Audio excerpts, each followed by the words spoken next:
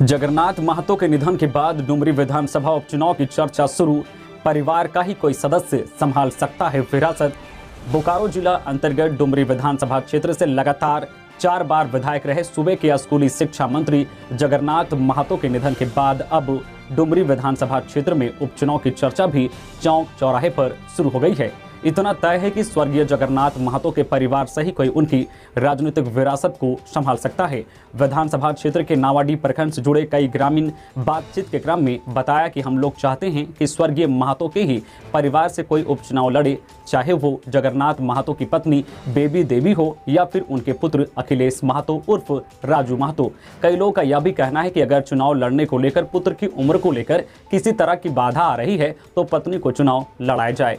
यह भी कहते हैं कि स्वर्गीय महतो के बीमार पड़ने से पूर्व से क्षेत्र में मंत्री के पुत्र अखिलेश महतो सक्रिय रहे हैं तथा क्षेत्र का विश्वास जीतने में सफल भी हुए हैं। अगर उनके चुनाव लड़ने में उम्र को लेकर किसी तरह का बाधा नहीं आती है तो वे अपने पिता की राजनीतिक विरासत को बखूबी संभाल सकते हैं। पिता के श्रद्धा कर्म के बाद खुल सकता है पत्ता। इधर विश्वस्त सूत्रों की माने तो स्वर्गीय महतो के पुत्र अखिलेश महतो चुनाव लड़ने के लिए उम्र कम होने की चर्चा के बीच बिल्कुल खामोश है तथा पिता के श्रद्धा कर्म के बाद अपना पत्ता खोल सकते हैं।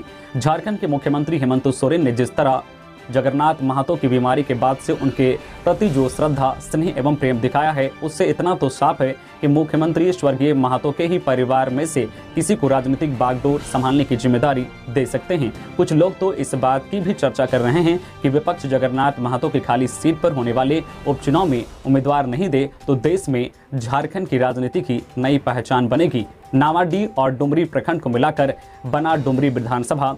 नावाडी प्रखंड और डुमरी प्रखंड को मिलाकर बने डुमरी विधानसभा में वर्ष 1977 से लेकर 2019 तक जितने भी विधानसभा चुनाव हुए हैं उसमें मुख्य रूप से जगन्नाथ महतो, शिवा महतो एवं लालचंद महतो ने इस क्षेत्र का प्रतिनिधित्व किया। इसमें सर्वाधिक 4 दफा जगन्नाथ महतो ही इस विधानसभा का प्रतिनिधित्व किया। वर्ष 2005 के चुनाव में झामू ने युवा नेता जगन्नाथ महतो ने लालचंद महतो को करीब 18,000 महतो के अंतर से वर्ष 2009 के विधानसभा चुनाव में दूसरी बार झामू के जगन्नाथ महतो ने लालचंद महतो को करीब 13,000 वोट से वर्ष 2014 के चुनाव में लालचंद महतो भाजपा के उम्मीदवार बने, लेकिन वह झामू के जगन्नाथ महतो से लगातार तीसरी बार करीब 33,000 मतों के अंतर से हार गए।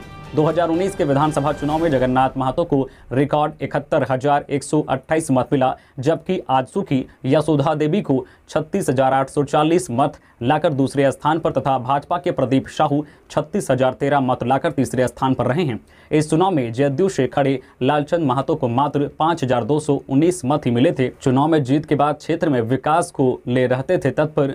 डुमरी विधानसभा सीट से जगन्नाथ महतो का लगातार 4 बार जीतना दर्ज करने के पीछे सबसे बड़ा कारण यह था कि वे हर चुनाव में जीतने के बाद क्षेत्र में विकास को लेकर काफी तत्पर रहते थे। उन्होंने अपने विधानसभा क्षेत्र खासकर नावाडी प्रखंड में विकास की कई बड़ी योजनाओं को धरातल पर उतारा है। सड़क, पुल, पुलिया, सब स्टेशन, स्कूल, कॉलेज, पेयजल सहित अन्य क्षेत्र में विकास के अनेकों काम किए हैं। चुनाव जीतने के बाद क्षेत्र को कभी नहीं छोड़ा। यही वजह है कि जगन्नाथ महतो सभी के चहेते बने और आज नहीं रहने के बाद भी उनका नाम झारखंड में रह गया है और लोग उनके बारे में चर्चा कर रहे हैं। तो इसी तरह से और भी खबरों से अपडेट रहने के लिए आप हमारे चैनल न्यू झारखंड चैनल को सब्सक्राइब करके बेल आइकन प्रेस कर दीजिए, जिससे आपको झारखंड की हर छोटी बड़ी खबर का अपडेट मिलता रहे, वो भी सबसे पहले।